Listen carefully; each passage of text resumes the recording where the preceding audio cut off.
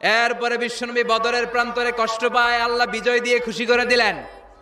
ওহুদের প্রান্তরে বিজয় দিয়ে খুশি করে দিলেন।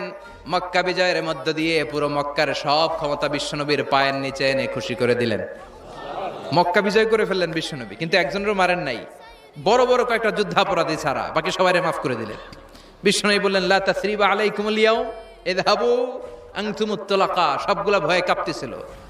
গোটা বিশ্বের ঐতিহাসিকরা অবাক হয়ে গেলেন। In the long history of the world there is no instance of magnanimity and forgiveness which was shown by Muhammad when all of his enemies laid under his feet and he forgave them one and all. পৃথিবীর ইতিহাসে ক্ষমার এরকম নজির আর দৃষ্টান্ত কেউ দেখাতে পারে নাই। যে শত্রুরা তাকে মারার জন্য ওত পেতেছিল, এলাকা থেকে বহিষ্কার করে অন্য এলাকায় পাঠিয়ে দিল, ঘর বাড়ি সব নষ্ট করে দিল, তিনি যখন ওই এলাকা বিজয় করলেন সবাই পায়ের নিচে দাঁড়িয়ে কাঁপছিল। বিশ্বনবী বললেন কোনো আক্রোশ নাই, কোনো প্রতিশোধ নাই, তোদেরকে মাফ করে দিলাম। একটার পর একটা বিজয় দিয়ে বিশ্বনবীরে খুশি করে দিল কে?